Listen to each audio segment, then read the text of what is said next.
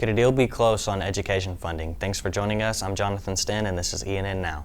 And I'm Alyssa Carter. The House and Senate have been feuding over how to fund teachers' pay raises and how to handle the call for school vouchers. But now the governor is stepping into the fight. For details, here's ENN's Banning Lutzenberger. Both the House and the Senate haven't reached a deal and each accuse each other side of playing politics. Last week, the governor offered a compromise and the House passed it, but the Senate said it wouldn't have the votes. According to the Oklahoman, the governor vetoed 20 unrelated Senate bills in retaliation. On Friday, the governor said in a news conference that he thinks a deal between the chambers is close for both education and tax cut plans.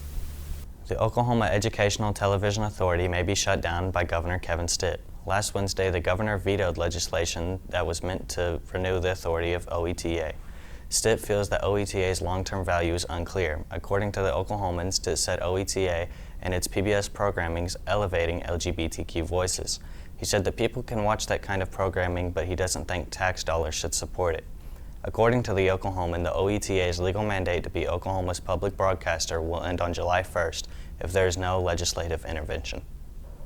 A controversial death penalty inmate is one step closer to execution after nearly a decade of delays. And for details, here's ENN's Renee Collins. On Wednesday, the Oklahoma State Parole Board voted to not recommend clemency for Richard Glossop, an inmate who is scheduled for death row later this month. Glossop has received countless words of defense from the state attorney general and even support from TV star Kim Kardashian, who believes Glossop should not be executed. According to the Associated Press, the Pardon and Parole Board deadlocked 2-2, which means they will not recommend for Governor Stitt to grant clemency to Glossop. The State Attorney General, Gettner Drummond, doesn't believe that Glossop is innocent, but says he believes he didn't receive a fair trial and deserves a new run. As of right now, Glossop is scheduled for execution on May 18th. The Rose State College campus is getting back to normal after a shooting last week. Police arrested a man after witnesses said he shot and killed a student. According to KOCO-TV, police identified the victim as R.J. Long, Jr. According to the court documents, police say Long was walking outside one of the Rose State buildings when he was confronted by Brandon Morissette. Police say Morissette's wife was in class with Long and he thought the two were in a relationship. According to media reports, Morissette shot Long and surrendered to police who responded to the scene. At Long's funeral this weekend, he was remembered as a hero who defended the lives of his classmates. A new medical report shows 8 family members who were found dead inside their burning homes, and they were shot before the fire started. But here is Journey Isaac with that story. The bodies of Brian and Brittany Nelson and their 6 children were found in their Broken Arrow home in October. Police at the time said it was a murder-suicide. Now the autopsy shows that the parents each suffered a gunshot wound to the head. Their cause of death listed as unknown. The 6 children had multiple gunshot wounds and their deaths are now being called a homicide. Broken Arrow police say they have no more information to share with the public at this time. Is more rain headed to Oklahoma? Let's check in with our Tulsa Brew and Gabe Stone with details of this week's weather outlook.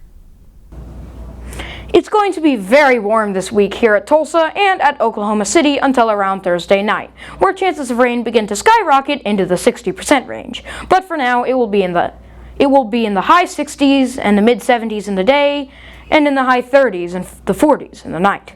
There's also going to be some wind here in Tulsa and there in Oklahoma City at around 16 miles per hour for us Tulsa students, but only around 8 miles per hour over at the Oklahoma City location. The fire threat is decently high this week, especially in Miami, Fayetteville, Bartlesville, and Fort Smith. Back to you, Alyssa. There are exciting things happening this week. Here's Carly Smith with our community calendar and epic field trips. On May 5th, Brooks and Dunn are performing at the Paycom Center in Oklahoma City at 7 p.m. Tulsa Drillers play the San Antonio Missions at One Oak Field in a series May 2nd through the 7th. Garage sale fans will enjoy this week because it's time for the annual Oklahoma 100-mile yard sale, May 5th through 6th. And for Epic students, this Friday, families can enjoy a trip to the Crossdarrow Alpaca Farm, May 5th in Duncan, Oklahoma, where students can learn about the working farm. I'm Carly Smith with your community calendar. That's all the time we have for today. Thank you for joining us. Be sure to check out our website and social media pages for more news from our team of student journalists.